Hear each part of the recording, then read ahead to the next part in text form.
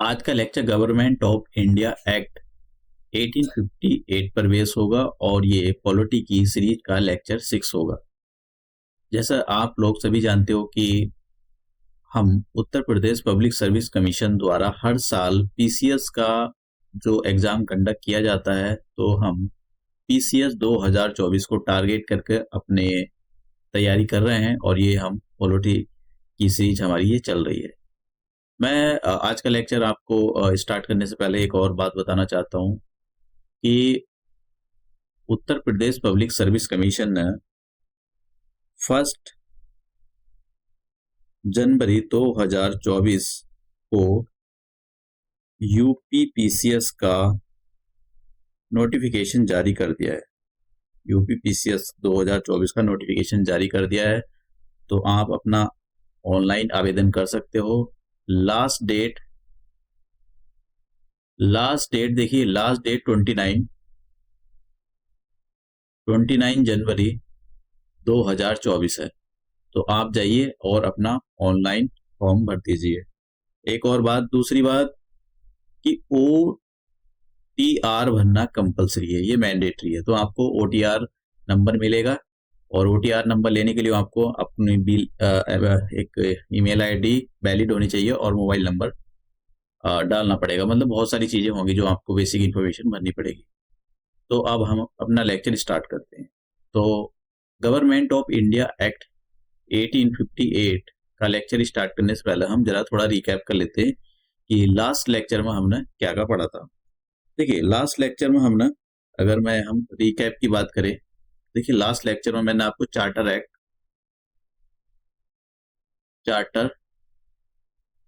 Act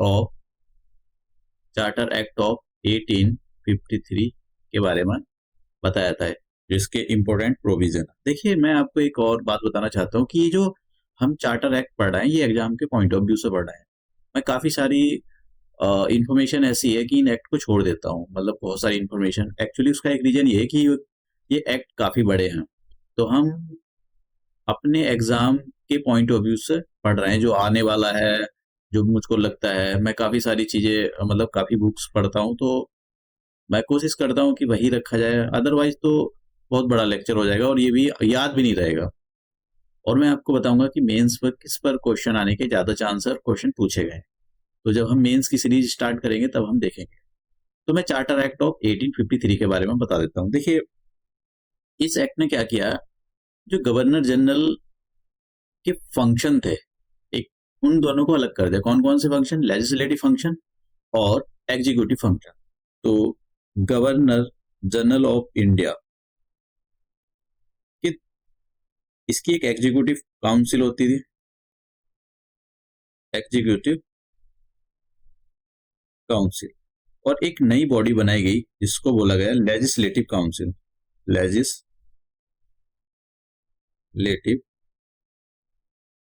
council.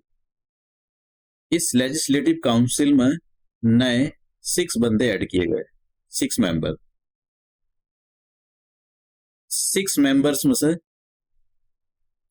4 Indians थे और 4 Indians होने का सेंस का मतलब ये था कि ये जो 4 लोग थे, इनको जो लोकल गवर्नमेंट वो अपॉइंट करेगी। ठीक है, वो इनको इलेक्ट यहाँ पर अपॉइंट करके भेजेगी कि भाई ठीक है, ये हमारी साइड से ये बंदे आपके यहाँ पर जो लॉ मेकिंग बॉडी होगी, ये लेजिस्लेटिव काउंसिल, इसके अंदर आएंगे। 2 लोग जो होंगे वो यूरोप को, 2 कोई भी हो सकते हैं। तो 4 लोग जो थे इंडिया के, जो हमारा प्रोविंशियल लोकल प्रोविंसेस आएंगे। ठीक है, ये 4 लोग। तो एक तो हमने ये देखा था, और ये एग्जीक्यूटिव काउंसिल थी इंक्लूडिंग गवर्नर जनरल, और 5 लोग और हो गए। तो कितने हो गए इसमें? एक तो गवर्नर जनरल हो गया और 5 लोग और थे। 5 लोग तो 6 लोग तो ये और 6 ये। तो अब जब गवर्नर जनरल के पास, तो उसकी जो काउंसिल होगी वो कितने लोगों की होगी? 6 लोगों की काउंसिल होगी। तो हमने ये देखा था कि भाई इसने ना, जो गवर्नर जनरल था, गवर्नर जनरल के लेजिस्लेटिव और एग्जीक्यूटिव जो फंक्शन है उसको रिकॉग्नाइज किया कि भाई ये दोनों अलग अलग है, और इसके लिए एक लॉ मेकिंग बॉडी बनाई, लेजिस्लेटिव काउंसिल। अब मैं थोड़ा सा लेजिस्लेटिव काउंसिल के बारे में बता देता हूँ। ये मिनी पार्लियामेंट भी थी, और इसको मतलब इंपीरियल लेजिस्लेटिव असेंबली भी बोला जाता था। मिनी पार्लियामेंट, लेजिस्लेटिव असेंबली और इंडियन सेंट्रल लेजिस्लेटिव असेंबली भी बोलते थे इसको। अब हम एक तो हमने देखा, एक दूसरा जो इम्पोर्टेंट पॉइंट है वो ये है कि इस एक्ट ने it provided open competition system. Open competition, तो ओपन कंपटीशन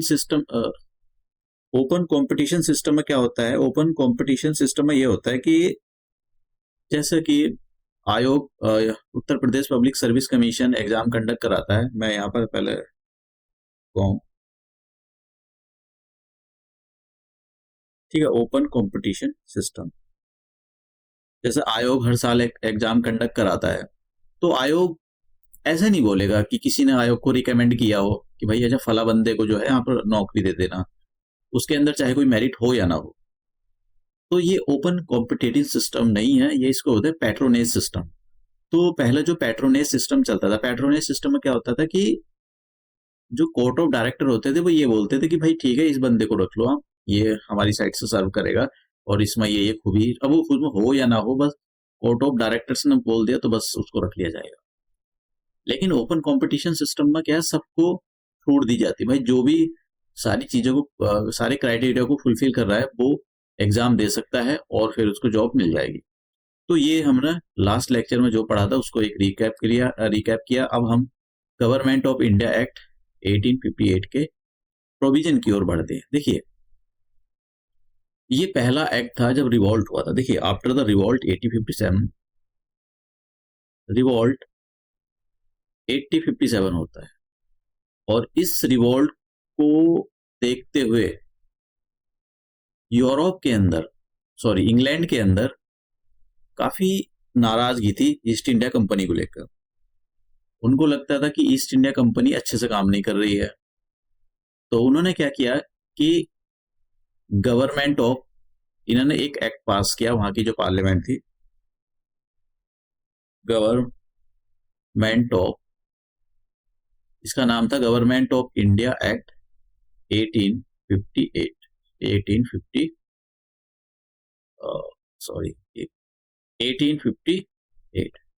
तो ये एक्ट पास किया गया, इसको गुड गवर्नमेंट एक्ट के नाम से भी जाना जाता है। तो ये जो एक्ट लाया गया था ये रिवॉल्ट के बाद लाया गया था, और ये जो रिवॉल्ट हुआ था, रिवॉल्ट ऑफ 1857, नाम याद रखना, फर्स्ट वॉर ऑफ इंडिपेंडेंस के नाम से भी जाना जाता है, इसको सेपॉय म्यूटनी के नाम से भी जाना जाता है। और ये जो एक्ट आया, ये गवर्नमेंट ऑफ इंडिया एक्ट 1858, इसको good government of India acts के नाम से भी जाना जाता है। अब इस एक्ट ने क्या क्या करा उसी के बारे में देखेंगे। देखिए, इस एक्ट ने एक तो ईस्ट इंडिया जो कंपनी थी उसको खत्म कर दिया। जो ईस्ट इंडिया कंपनी थी, यूरोप के अंदर, इंग्लैंड के अंदर डिमांड उठ रही थी कि भाई आप इस ईस्ट इंडिया कंपनी को खत्म करो। इसकी वजह से ही शायद रिवॉल्ट 1857 हुआ है। तो यूरोप में जो बैठी हुई सरकार थी उसके पास एक प्रेशर था कि भाई इस ईस्ट इंडिया कंपनी को खत्म किया जाए। तो उन्होंने एक एक्ट लाए और उस एक्ट के अंदर इस ईस्ट इंडिया कंपनी को पूरी तरह से एबॉलिश कर दिया, लिक्विडेशन कर दिया इसका। तो इससे क्या हुआ? देखिए, इससे ये हुआ एबॉलिशन ऑफ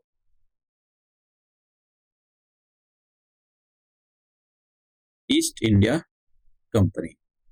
तो कंपनी, ईस्ट इंडिया कंपनी का जैसे एबॉलिशन हो जाए तो जो इसके कोर्ट ऑफ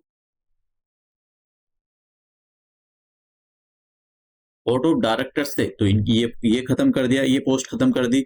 और एक और थी बोर्ड ऑफ कंट्रोल, एक जो पोस्ट थी,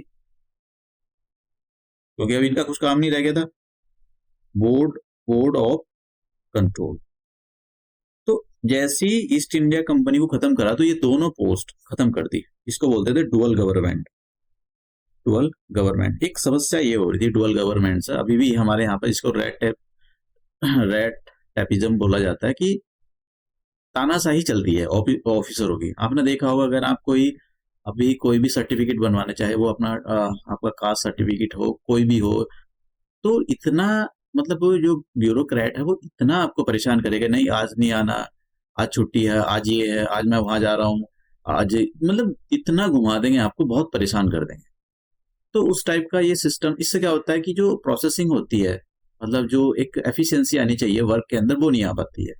चीजें डिले पे डिले होती चली जाती हैं, काम अच्छे से नहीं हो पाता है, करप्शन होता है।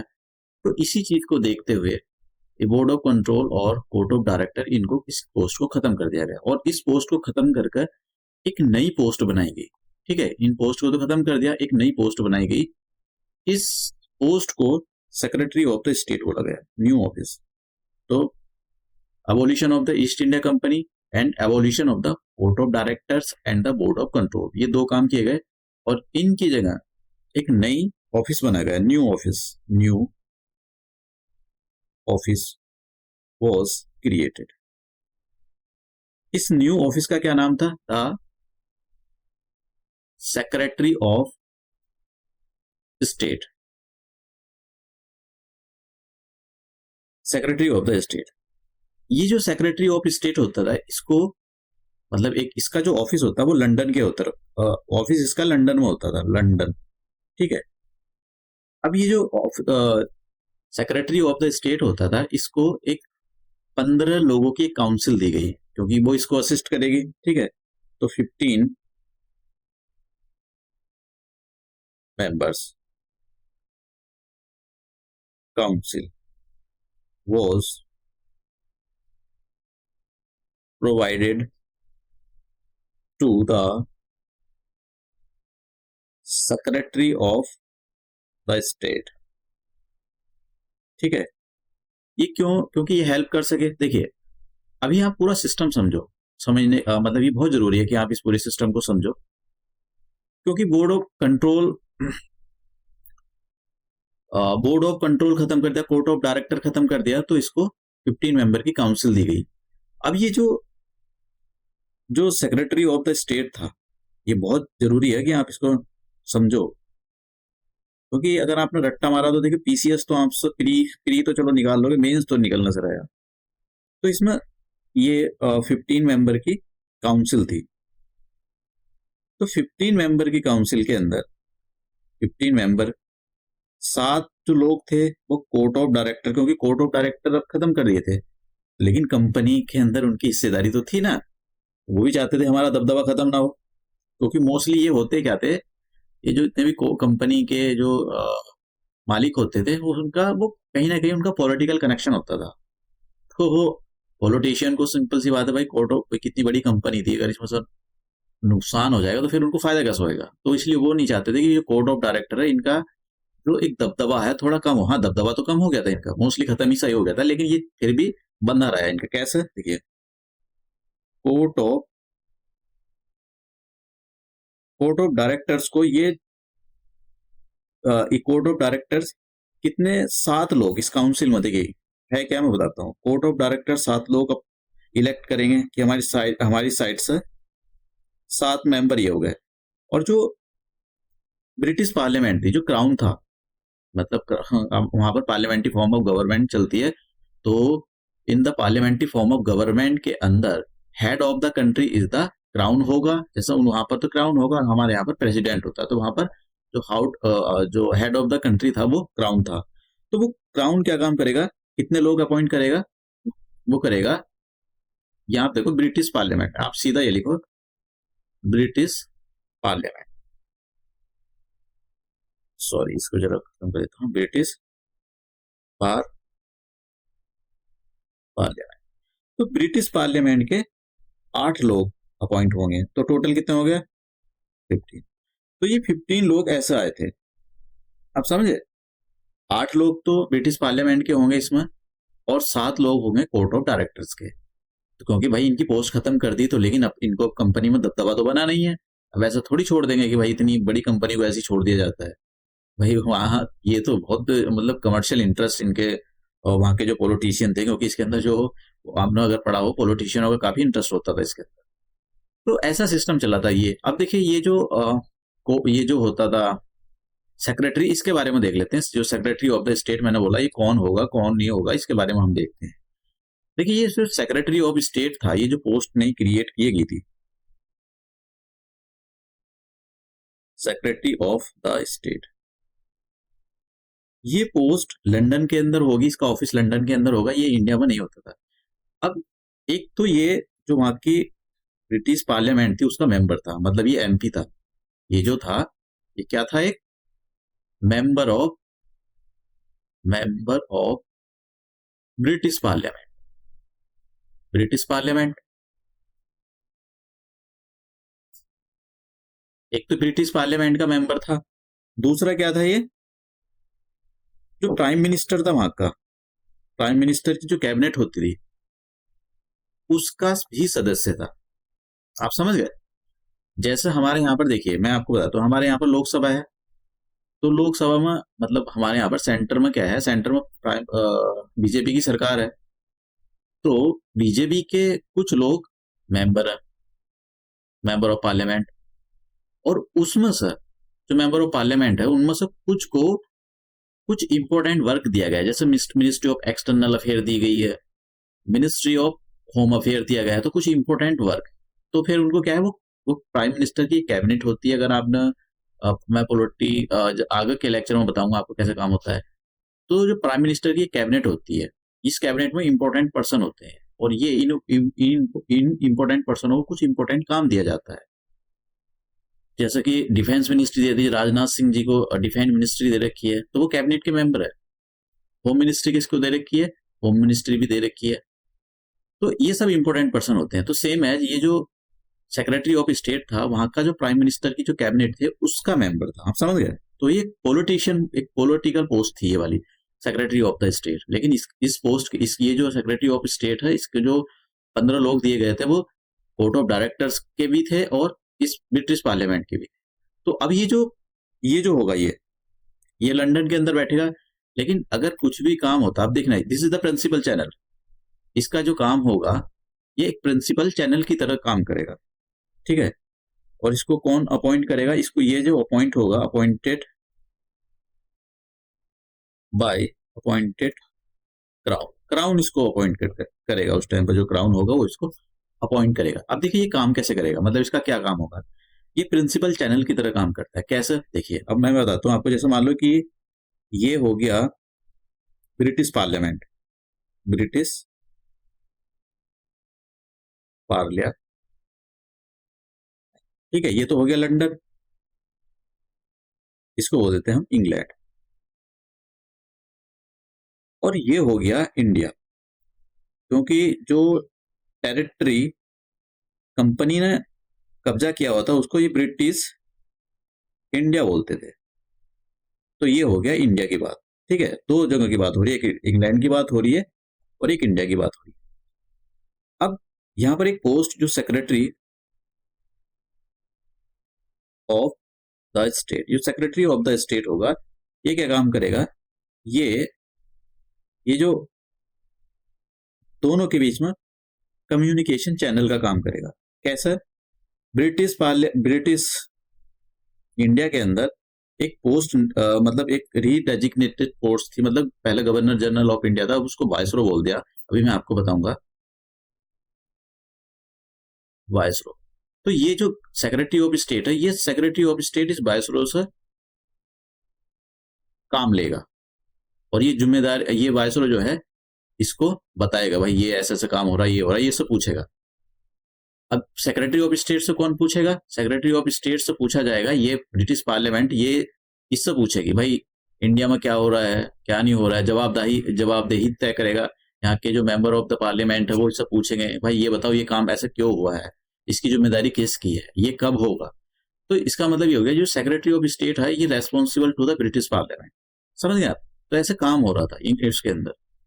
अब तो ये मैंने आपको बता दिया। अब इसके अंदर एक और वॉइसरो की देख लेते हैं। जैसे लिक्विडेशन ऑफ द कंपनी हो गया, ईस्ट इंडिया कंपनी को पूरी तरह से खत्म कर दिया गया, और सेक्रेटरी ऑफ द स्टेट बना दी गई, नई पोस्ट क्रिएट कर दी। एक और बात, जो गवर्नर जनरल था, गवर्नर जनरल ऑफ इंडिया, इसको देखिए, गवर्नर जनरल ऑफ इंडिया, इसके बाद में ये बोला गया भाई ये गवर्नर जनरल ऑफ इंडिया और जो वॉइसरो है ये दोनों एक ही है। समझ गए आप? मतलब कि इन्होंने क्या है कि जो पहला इस एक्ट से पहले, गवर्नमेंट ऑफ एक्ट 1858 से पहले गवर्नर जनरल ऑफ इंडिया बोला जाता था, अब उसको वॉइसरॉय बोलेंगे। देखिए ये इंटरचेंजेबली यूज होता है, आप इसमें ज्यादा कंफ्यूजन ना हो, बस वॉइसरॉय, गवर्नर जनरल को अब जो वॉइसरॉय बोला जाएगा, आप समझा है। और इसकी जो काउंसिल होगी वो अलग अलग होगी, जैसे मैंने बताया इसकी एग्जीक्यूटिव काउंसिल होगी और इसकी लेजिस्लेटिव काउंसिल होगी, उसमें कोई फेरबदल नहीं होता। तो इसमें कुछ ऐसा, अब इस एक्ट ने ऐसा नहीं कि कोई बहुत ज्यादा कुछ रेवोल्यूशन ला देता इंडिया के फायदे के लिए, ऐसा कुछ नहीं होता। बस ब्रिटिश की जो पार्लियामेंट थी उसने अपना उल्लू सीधा करा था, समझ गए आप। ये पूरा एक टाइप का स्ट्रक्चर था कि कैसे गवर्न किया जाए इंडिया को, तो और कुछ नहीं था ये। तो जो गवर्नर जनरल था उसको अब बोला गया कि governor general now is the viceroy of India, तो उसको वो वॉइसरॉय ऑफ इंडिया बोला जाएगा, वाइसरॉय, समझ गए आप। तो ये ऐसा कुछ सिस्टम चल रहा था। तो अब यही है, मैंने यहाँ पर जो है इसके वो देखिए मैं लिख लिख कर यही बता दिखाता हूँ, क्योंकि आपको पता होना चाहिए भाई कैसे लिखा जाता है एग्जाम। तो evolution of the east India company, इसको पूरी तरह से खत्म कर दिया गया, और इसकी जो जितना भी रेवेन्यू था, देखिए इसका जो रेवेन्यू था, जो ब्रिटिश ईस्ट इंडिया की जो टेरिटरी थी, इसकी जो टेरिटरी थी, रेवेन्यू था, और जो इसकी मिलिट्री थी, अब वो किसको ट्रांसफर कर दी गई, वो ट्रांसफर कर दी गई ब्रिटिश क्राउन को, ब्रिटिश क्राउन। तो अब ब्रिटिश क्राउन सीधा डायरेक्ट कंट्रोल करेगा इंडिया, इंडिया का जो गवर्नेंस सिस्टम होगा पूरी इंडिया को।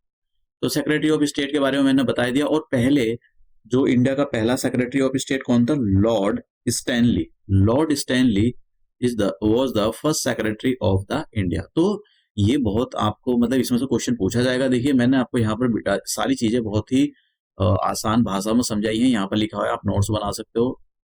फिर वॉइसरॉय के बारे में देखिए, वॉइसरॉय जो तो होता है, वॉइसरॉय जो गवर्नर जनरल था उसी को अब वॉइसरॉय बोला जाएगा। तो गवर्नर जनरल और वॉइसरॉय दोनों एक ही हैं।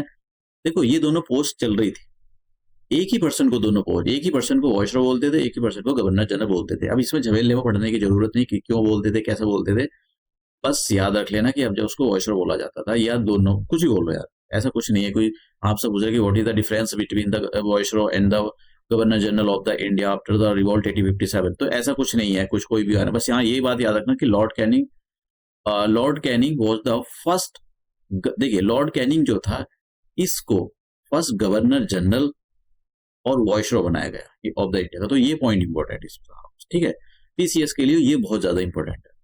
अब एक और बात मैं यहाँ पर बताना चाहता हूँ, जो डॉक्ट्रिन ऑफ द लैप्स आई थी, तो इसको किसने इंट्रोड्यूस किया था। देखिए ये जो डलहौजी था ना, डलहौजी ना 1848 से लेकर 1856 तक ये गवर्नर जनरल ऑफ इंडिया था, गवर्नर जनरल ऑफ इंडिया। तो ये अपनी तिगड़म लेकर आया था। अपनी तिगड़म क्या डॉक्ट्री ऑफ द लैप्स लाया। ये डॉक्ट्री ऑफ द लैप्स क्या कहती थी, ये कहती थी कि भैया कि कोई भी मान लो कोई राजा है, कोई किंग है, तो किंग होगा तो उसकी अपनी टेरिटरी होगी।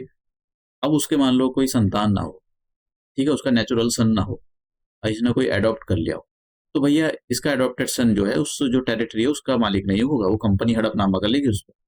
तो ये थी डॉक्टर, ये तो ये भैया इसकी वजह से भी काफी, क्योंकि झांसी की रानी जो थी उसकी टेरिटरी इन्होंने अंग्रेजों ने खोपचे में ले ली थी, तो इसकी वजह से एक रीजन ये भी था। तो इसलिए अंग्रेजों को लगा भाई ये डॉक्ट्रिन ऑफ द लैप्स, इसकी वजह से भी लड़ाई हुई, इसको खत्म करो। ये जो डलहौजी था ना ये पागल हो गया था, दिमाग खराब हो गया था इसका, तभी ये डॉक्ट्रिन ऑफ द लैप्स पे लाया था और लैप्स पे लाया था। तो एक इस डॉक्ट्रिन को भी खत्म कर दिया गया था।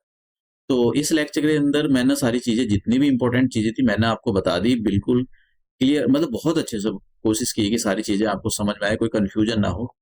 तो अब देखिए आप छोटे छोटे नोट्स बनाने की कोशिश करिए। मैं यहाँ पर बताता हूँ आपको, ये बहुत जरूरी होता है जब आप किसी भी चीज को रिवाइज करते हो ना, तो उसमें नोट्स का एक बहुत बड़ा रोल होता है। और आपको कौन सी पोस्ट मिलेगी, क्या आप मेंस में सेलेक्ट हो पाओगे या सारी चीजों को रिवाइज करवाओगे, उसमें एक रोल इसी इनका होता है, नोट्स मेकिंग का।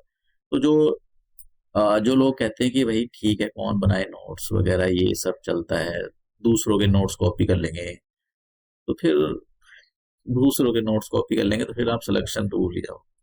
बहुत मुश्किल होता है ये सारी चीजें, क्योंकि एक साथ चीजों को मतलब इतने सारे नोट्स हो जाते हैं, सबको एक साथ रिकैप करना बड़ा मुश्किल होता है। इसलिए छोटे छोटे नोट्स काफी काम देते हैं, मेंस में भी और प्री में भी। तो ये था हमारा आज का लेक्चर, और नेक्स्ट लेक्चर में मिलते हैं हम।